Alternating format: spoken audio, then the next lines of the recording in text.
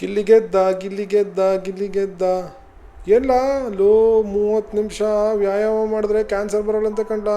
30 ನಿಮಿಷ ಕಂಡ್ಲ ವ್ಯಾಯಾಮ ಮಾಡ್ರಲ್ಲ, 30 ನಿಮಿಷ. ಲೋ ಕೇಳಿಸ್ಕೊಳ್ರೋ, ಪರಮೇಶ್ ಹೇಳ್ತಾನೆ 30 ನಿಮಿಷಗಳ ಕಾಲ ವ್ಯಾಯಾಮ ಮಾಡಿದ್ರೆ ಕ್ಯಾನ್ಸರ್ ಬರಲ್ಲ ಅಂತ ಕಂಡ್ರಲ್ಲ. ಯಾವಲ್ಲ ಹೇಳಿದ್ದು?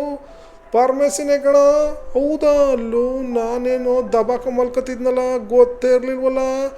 ಅಯ್ಯೋ ನಡಿರಲ್ಲ, ಡಾಕ್ಟ್ರ್ ಏನು ಹೇಳ್ತಾರೆ ಕೇಳ್ಕೊಬರುವ. ಹ್ಞೂ ಕಂಡ್ರಲ್ಲ, ಕರೆಕ್ಟಾಗೆ ತಿಳ್ಕೊಂಡಿದ್ದೀರಾ. 30 ನಿಮಿಷ ಎಕ್ಸಸೈಸ್ ಮಾಡಿದ್ರೆ ಕ್ಯಾನ್ಸರ್ ಬರೋ ಚಾನ್ಸಸ್ಸು ಕಮ್ಮಿ ಆಯ್ತದೆ. ಲೋ 30 ನಿಮಿಷ ಕೊಡೋಕ್ಕಾಗಲ್ರಲ್ಲ ನಿಮಗೆ. ಈಗ 30 ನಿಮಿಷ ಎಕ್ಸಸೈಸ್ ಮಾಡ್ತೀರಾ ಅಂತ ಅಂದ್ಕೊಳ್ಳಿ.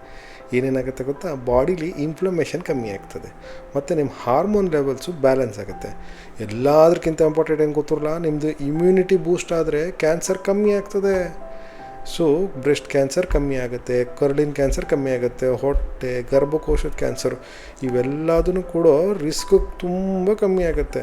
ಈಗ ಆಲ್ರೆಡಿ ಯಾರು ಕ್ಯಾನ್ಸರ್ ಬಂದಿದೆ ಅಂತ ಅಂದ್ಕೊಳ್ಳೋಣ, ಅವರು ಕೂಡ ಎಕ್ಸಸೈಸ್ ಮಾಡಬೇಕು. ಅವ್ರು ಎಕ್ಸಸೈಸ್ ಮಾಡಿದ್ರೆ ಏನು ಗೊತ್ತಾ, ವಾಪಸ್ ಬರೋ ಕ್ಯಾನ್ಸರ್ ಕಮ್ಮಿ ಆಗ್ತದೆ, ಕ್ಯಾನ್ಸರಿಂದ ಆಗೋ ಸೈಡ್ ಎಫೆಕ್ಟ್ಗಳು ಕಮ್ಮಿ ಆಗ್ತದೆ. ಈಗ ಕ್ಯಾನ್ಸರ್ ಟ್ರೀಟ್ಮೆಂಟಿಂದ ಆಗುತ್ತಲ್ಲ ಸೈಡ್ ಎಫೆಕ್ಟು, ಅದೂ ಕೂಡ ಕಮ್ಮಿ ಆಗ್ತದೆ. ಗೊತ್ತಾಯ್ತನ್ರಲ್ಲ, ಸುಮ್ಮನೆ ದಬಾಕೊ ಮಲ್ಕೊಬೇಡಿ, ಎಕ್ಸಸೈಸ್ ಮಾಡಿ. ಇವಾಗ ಯಾವ್ಯಾವ ಥರ ಎಕ್ಸಸೈಸ್ ಮಾಡಬೇಕು ಅಂತಂದರೆ, ಅಟ್ಲೀಸ್ಟ್ 2-3 ದಿನ ಹೈ ಇಂಟೆನ್ಸಿಟಿ ಎಕ್ಸಸೈಸ್ ಅಂತ ಕರಿತೀವಿ. ಅದೂ ಆಗಲಿಲ್ಲ ಅಂತಂದರೆ 4-5 ದಿನ ಮಾಡ್ರೇಟ್ ಇಂಟೆನ್ಸಿಟಿ ಎಕ್ಸಸೈಸ್ ಮಾಡಿ. ಮಸಲ್ ಸ್ಟ್ರೆಂಥಿಂಗ್ ಬಗ್ಗೆ ಕಾನ್ಸಂಟ್ರೇಟ್ ಮಾಡಿ, ಬ್ಯಾಲೆನ್ಸ್ ಟ್ರೈನಿಂಗ್ ಬಗ್ಗೆ ಮಾಡಿ. ಇದು ಯಾವುದೂ ಮಾಡಿಲ್ಲ ಅಂದ್ರೂ ಓಕೆನೆ.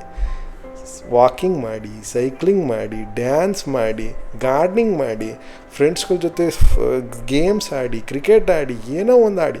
ಒಟ್ಟು ಓಡಾಡ್ತೀರಿ. ನೀವು ಎಷ್ಟು ಓಡಾಡ್ತೀರಾ ಅಷ್ಟು ದೇಹ ನಿಮ್ಮ ಆರೋಗ್ಯಕ್ಕೋಸ್ಕರ ದಿನದಲ್ಲಿ 30 ನಿಮಿಷ ನಿಮ್ಗೆ ಕೊಡೋಕ್ಕಾಗಲ್ರಲ್ಲಪ್ಪ. ಸ್ಮಾಲಾಗಿ ಸಣ್ಣದಾಗಿ ಸ್ಟಾರ್ಟ್ ಮಾಡ್ರಪ್ಪ, ಕನ್ಸಿಸ್ಟೆಂಟ್ ಆಗಿರಿ. 30 ನಿಮಿಷ ದಿನದಲ್ಲಿ 30 ನಿಮಿಷ ನಿಮಗೋಸ್ಕರ ಕೊಡ್ರಪ್ಪ.